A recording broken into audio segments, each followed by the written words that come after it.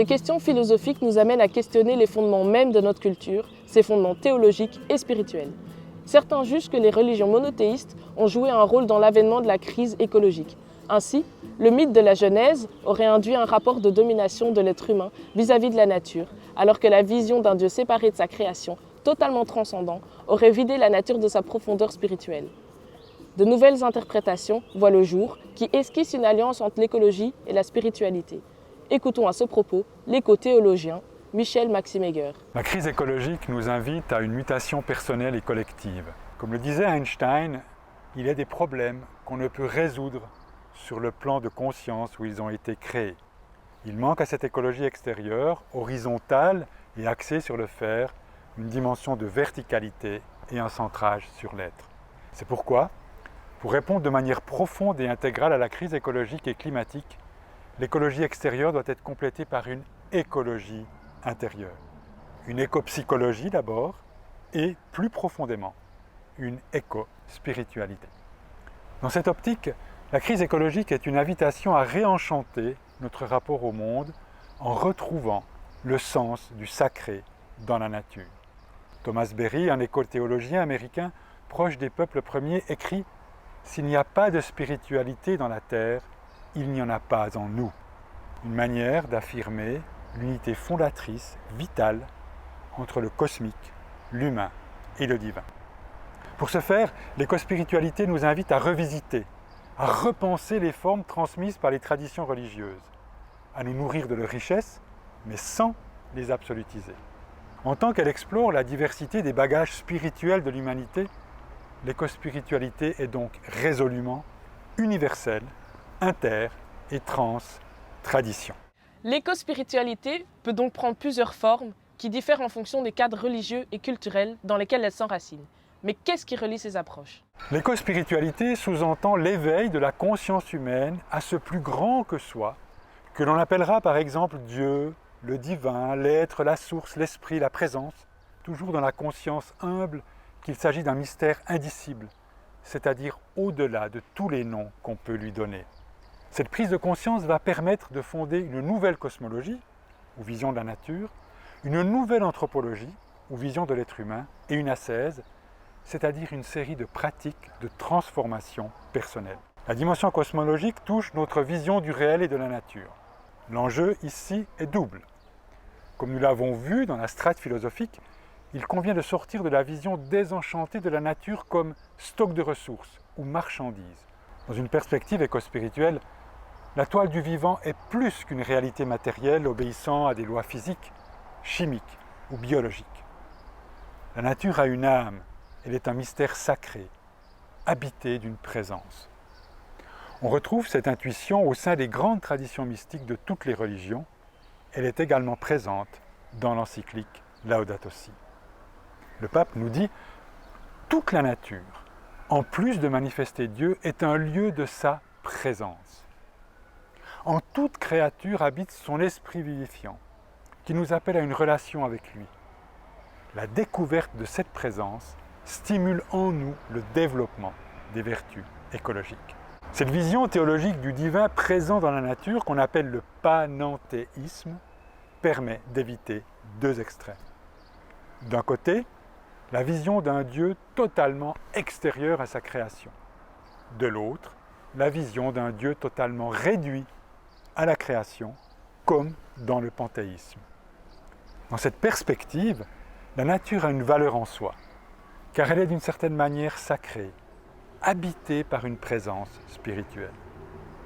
Et lorsque nous reconnaissons cette valeur, la nature nous appelle à trois grandes vertus écologiques: le respect, la gratitude et l'émerveillement. En ce qui concerne la deuxième dimension anthropologique, on peut paraphraser Laudato Si en affirmant qu'il n'y a pas d'écologie intégrale sans anthropologie adéquate, c'est-à-dire sans une autre vision de l'être humain. Dans humain, il y a humus. La même racine se retrouve dans humilité. Cette vertu nous convie à reconnaître que le cosmos, avec ses trois règnes, minéral, végétal, animal, fait partie de notre être et que nous faisons partie de lui. Donc, ultimement, tout ce que nous faisons à la nature, nous le faisons à nous-mêmes et inversement. Un saint François d'Assise, dans son célèbre Cantique des créatures, et certains peuples amérindiens évoquent cette coappartenance en termes de fraternité cosmique. Enfants du Dieu créateur et de la terre-mère, nous sommes tous, humains et autres qu'humains, frères et sœurs. Si l'interdépendance, soulignée par la tradition bouddhiste, appelle à la compassion, la fraternité stimule la responsabilité. Cette vertu écologique anime une autre posture écospirituelle, celle de jardinier ou jardinière de la terre, qui consiste à prendre soin du vivant. Uni avec l'ensemble de la création, l'être humain est également appelé à être un pont entre la terre et le ciel. Dans cette vision, chère au taoïsme et au christianisme, l'être humain a pour vocation de devenir un trait d'union entre le visible et l'invisible, le temporel et l'éternel, le matériel et le spirituel. Cette spécificité de notre espèce ne nous donne aucune supériorité ou droit de domination sur le reste du vivant. Elle définit en revanche notre vocation profonde. Participer à la transfiguration du monde plutôt qu'à sa défiguration. Et cela à travers notre propre transfiguration. Cela nous amène à une troisième déclinaison de l'écospiritualité, sa dimension ascétique. Le changement de regard sur la nature et la place de l'être humain en son sein nous conduit à découvrir qu'une partie des déséquilibres écologiques n'est autre que l'expression de nos désordres intérieurs. Nous ne pouvons pas devenir de bons jardiniers de la terre sans garder et cultiver notre terre intérieure, avec toutes les forces, énergie désordonnée, passion égoïste, pulsions inconscientes qui peuvent l'habiter. En effet, l'avidité, la peur du manque, les addictions nous rendent complices du système consumériste. Celui-ci renforce à son tour ces déséquilibres intérieurs en colonisant nos âmes et nos cerveaux par le marketing, la publicité et les réseaux sociaux. L'enjeu ici est d'apprendre à nous en libérer. Pour cela, il convient de réorienter notre désir vers ce qui est véritablement essentiel. Découvrir les joies de la sobriété dans les liens plutôt que dans les biens. Dans l'abondance de l'être à recevoir car elle est donnée par le vivant, plutôt que dans la prolifération de l'avoir à acquérir. Cela suppose notamment de discerner entre nos vrais besoins et le superflu. Toutes les traditions de sagesse ont développé des outils de transformation pour nous aider dans ce chemin.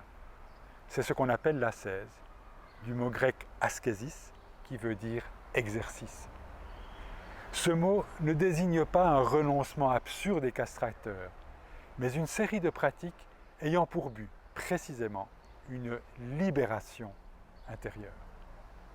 La méditation, la prière et le jeûne font partie de cette boîte à outils de libération qui prend tout son sens dans la perspective d'une écologie, d'une transition intégrale. Pour clôturer, pouvez-vous préciser sur quel type de transformation cette ascèse peut déboucher dans la perspective de l'écospiritualité? Ce travail de transformation peut mener à un regard neuf, une relation nouvelle avec nous-mêmes, avec les autres et avec la nature, qui va favoriser la communion et la coopération plutôt que l'égocentrisme, la domination et l'exploitation. L'écospiritualité, comme composante de l'écologie intégrale, peut nous permettre de relier nos intelligences corporelles, émotionnelles, intellectuelles et spirituelles en les intégrant, en les verticalisant et en les connectant au cœur. Elle nous rend capables d'écouter les mots d'amour si mystérieusement cachés dans la nature, pour mentionner encore Laudato Si. L'amour est précisément, avec l'émerveillement, la clé de cette connaissance. Dostoïevski le disait bien, aimer toute la création dans son ensemble et ses éléments, aimer chaque feuille, chaque rayon de lumière, aimer les animaux, les plantes. En aimant chaque chose, vous comprendrez le mystère divin du vivant. L'ayant une fois compris, vous le connaîtrez toujours davantage, chaque jour. Et vous finirez par aimer le monde entier d'un amour universel.